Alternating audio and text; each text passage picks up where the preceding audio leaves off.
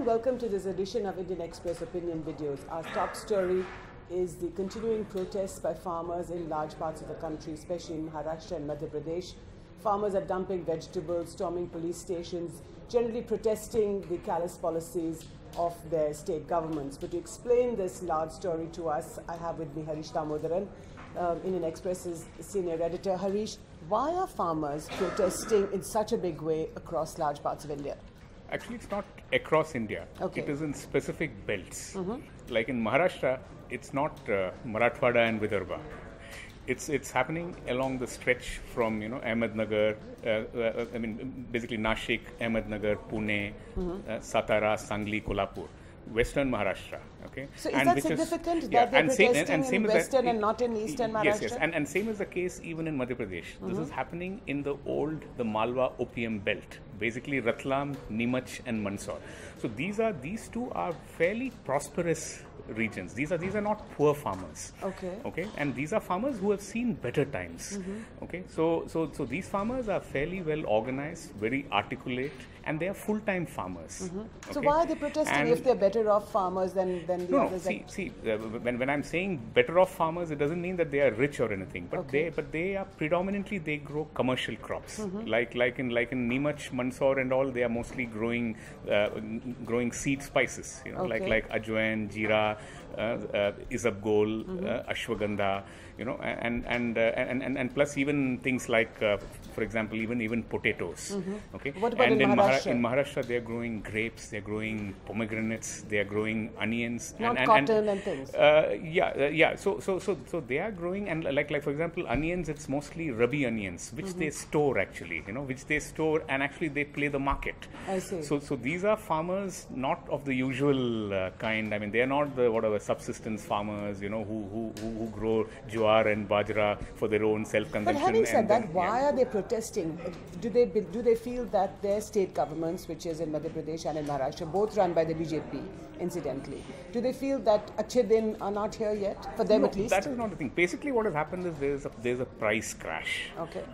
And the price crash has really been huge. Like for example, farmers have been selling grapes for about 15 rupees this year. Whereas normally it would have been about 50 rupees, 60 rupees. So from 50 rupees, it's come down to 15 rupees. Yes, and same is the case like in Nimach and all. I think it's mostly about methi and potatoes. So prices generally have crashed. Those have also crashed by about 50%, 100%? Yes, huge. Like onions, for example. Onions at the time of harvest, I think it was something like in Maharashtra, in places like Lasalgaon and Pimpalgaon and all, prices were around 500 rupees per quintal. Today, and this is in March, where they would have taken this onions to store, in their farm. And today they are about 400 rupees. So prices have hardly increased. Right. So what is the reason for prices. this? Is it because of demonetization? What's the real cause?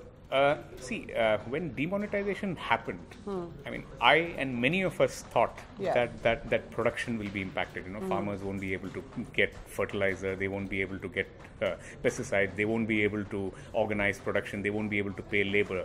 Whereas actually there, I think all of us were proved wrong. Farmers managed to, because it was very simple. The monsoon was excellent, so farmers borrowed and begged, and they managed to organize production. Through the old social capital, credit networks and all these things, they managed. The Artiya system in Punjab, for example. Yes.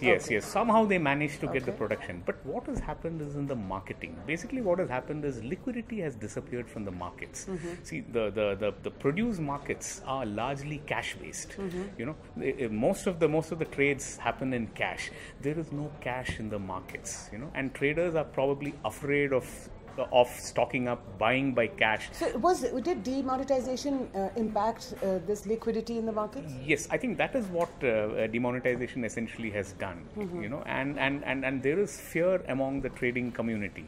See, in the past, actually, if you look at our produce markets, earlier it was always the problem was excess liquidity. Right. So when production of a crop would fall by say 10%, prices would rise by 200%. I see. Now it is the opposite. There is no liquidity. So even if production goes up by 10%, prices crash by 200%. Right. So Harish, one of the things I noticed is that both Shivraj Singh Chauhan in Madhya Pradesh and Mr. Fadnavis in Maharashtra seem to be quite nervous. Mr. Chauhan has announced a 1 crore rupee compensation for every farmer killed, and I would believe there have been about 7 or 8 deaths so far.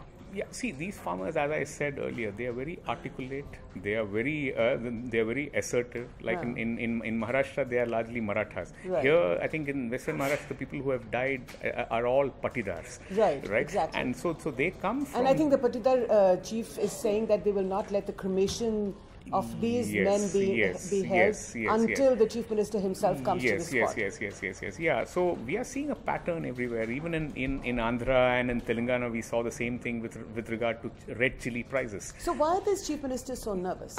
No, obviously they are nervous because the farming community ultimately is politically influential, and these kind of things have a tendency to sort of spread, from one region to another. So I suppose, and generally I think Shivraj Singh Chauhan has been a very sensitive chief minister towards the farmers. So I think he has been much faster than maybe Devendra Fadnavis. I think his reflexes are much sharper probably. Thank you so much, Harish. I'm afraid we'll have to leave it there. You've just heard Harish explain this very, very complex story. We haven't heard the last word, but that's all for now.